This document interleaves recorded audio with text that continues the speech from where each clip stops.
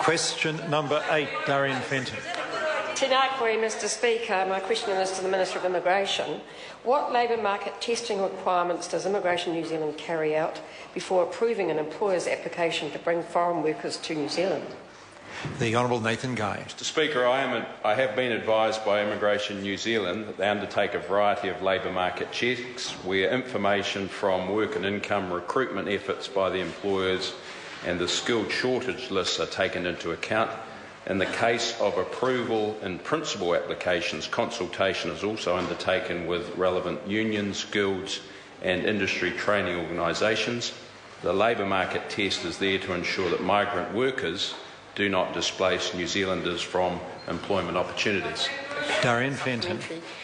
Is he confident that labour market testing processes are robust enough to protect New Zealand jobs when Immigration New Zealand has just granted approval in principle to one company to bring in 110 so-called facade installers from China on the basis that there are no suitable New Zealanders either able to do the work or be trained to do the work? The Honourable Nathan Guy. Mr Speaker, yes, I am satisfied in the system. Darien Fenton. Thank you, Mr Speaker. What specific actions, if any, does Immigration New Zealand take to ensure that the job prerequisites are not overstated or exaggerated in order to artificially exclude New Zealand residents from consideration for work?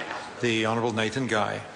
Well, as I mentioned, Mr Speaker, in the answer to the primary question, there's a very robust process that works through with work and income, with the ITO providers, with the guilds, with the unions. There's a very robust process in place, and I'm satisfied with that process.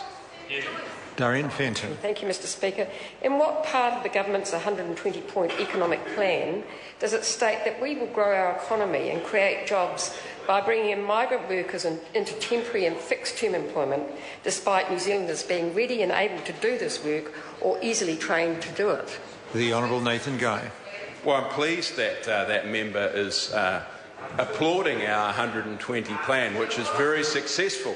It's interesting that Labor brought in the RSE scheme, and if I could just particularly quote from one of their members at the Times, which is all about bringing migrant workers in. Order. I'm not sure that's exactly an answer to the question asked. It wasn't that specific a question, but the answer should relate to the question and not wander a long way from it. If the member's not sure, the minister's not sure of the question, I invite Darien Fenton to repeat it. Thank you, Mr Speaker. In what part of the government's 120-point economic plan does it state that we will grow our economy and create jobs by bringing in migrant workers into temporary and fixed-term employment, despite New Zealanders being ready and able to do this work or easily trained to do it? The Honourable Nathan Guy. Well, Mr Speaker, as the member knows, that we do require in our New Zealand economy some foreigners to ensure that we can continue to grow our economy. And if I could please, Mr Speaker, talk very briefly about the RSE scheme which was rolled out by that government, which we are supporting, where Mr Mallard said there are always anxieties about the RSE scheme, about whether it's displacing New Zealand workers. Well, I think there may be an argument in this place that it's actually creating jobs for New Zealand workers, and I agree with Mr Mallard's statement. Question. Point of order. Point of order, Darien Fenton. Thank you, Mr Speaker. I seek leave to table a letter from the Amalgamated Workers Union to Minister Kate Wilkinson, asking for a review of the decision to allow 110 workers to be employed on facade construction on the basis that the skill required is basic and New Zealanders could be trained to do this work in a very short period. Leavers sought to table that document. Is there any objection? There is objection. Question number 9, Dr Kennedy Graham.